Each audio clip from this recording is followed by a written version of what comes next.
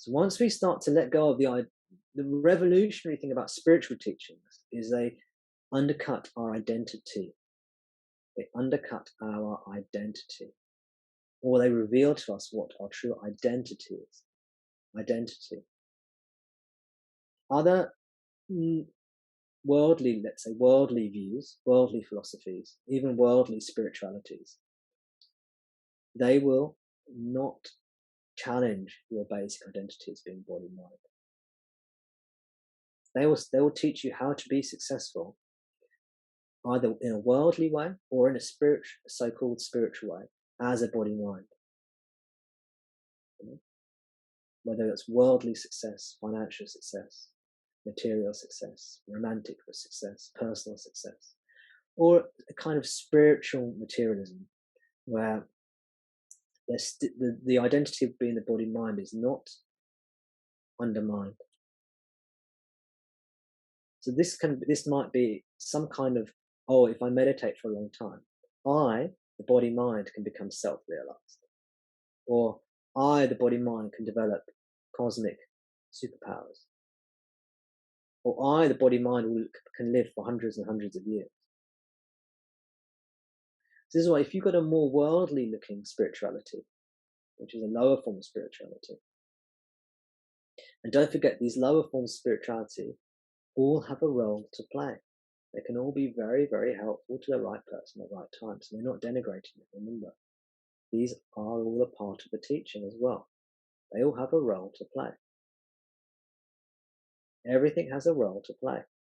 It's not always pleasant. It's not always what we want. But everything has a role to play. There are no mistakes. There are never any mistakes in this. This is all perfectly unfolding. Everything is perfect right now. But if you want to think, if you're not sure this, if you come across a spiritual teaching and you're not sure, something seems a bit off about it, and you think, is this a worldly type spiritual teaching? You'll see they will extol and praise the body in some way. They'll say something like, our guru lived for hundreds and hundreds of years, and that will be a big point. Or they'll say, our guru, they look at their wonderful skin and their voice. They'll fetishize the body. So this is another fetish, where they focus on the body mind as a characteristic. Whereas when you get to higher types of spirituality, they're not so impressed. Even if the guru did live for 400 or 500 years or whatever it is, it's neither here nor there. It's not a big part of the teaching, because we're going beyond the body mind. We're not impressed by these sorts of worldly things. So again, if the spirituality is about some kind of special powers, psychic powers for the body mind, oh, this teacher is so good, they're so psychic and they have this charisma and presence about them. This is all about the body mind. You see? So we're fetishizing. We're projecting our own identification with the body mind onto another body mind. We take ourselves to be real. We take other so-called selves to be real. And then we focus on that, and that becomes a fetish. And that becomes a distorting factor. Now, there are some exceptions where we actually concentrate on something beautiful and divine in order to stop ourselves going, to stop that dynamic movement of the ego.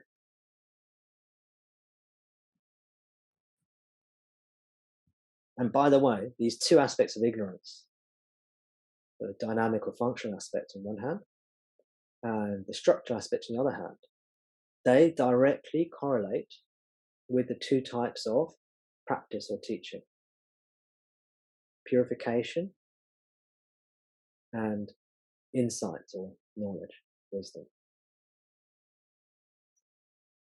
Can you see that? Can you see that? The purification aspect of the teaching deals with the dynamic aspect of the ego, the movement. If you think of the ego as a car car's moving all over the place, the ego's moving all over the place, suffering, causing havoc, getting confused, sometimes feeling happy, sometimes feeling confused, sometimes suffering, pleasure, pain, pleasure, pain. This is the suffering of the ego. The car moving around the place. The purification teachings just get the car to slow down and become still.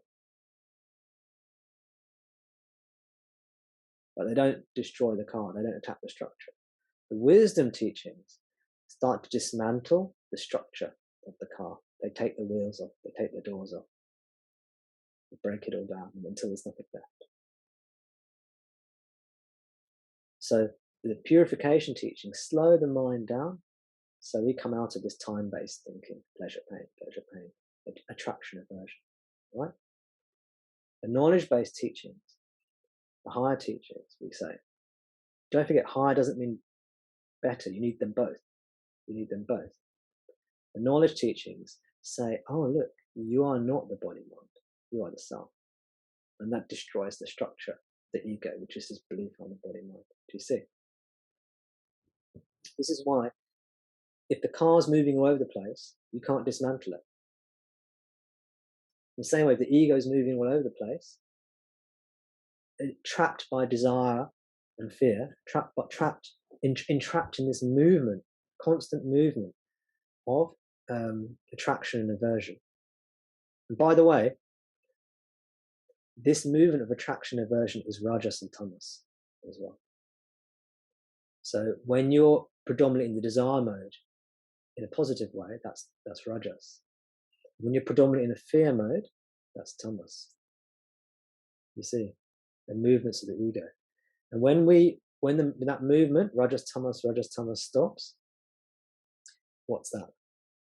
That's sattva. That's peace. So the aim of the purification teachings is to become peaceful, to stop the movement of this ego car. You see. And then once the ego has become still, then we can start to dismantle it. But if the ego starts to move again, it reforms itself fully. This kind of ego car, if you dismantle it, once it starts moving, it reassembles itself fully, like some kind of like transformer, some kind of self-manufacturing robot that just materializes itself again and it's off, causing trouble again. This is why the knowledge teachings don't take root until the mind is fairly sattvic. Now, in reality, for most people, as the wisdom grows, they'll become calmer.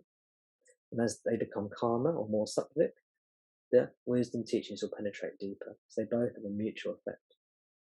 We mentioned on Sunday, I think it was, about the third aspect of the teaching, morality, sila, which is about being a good person.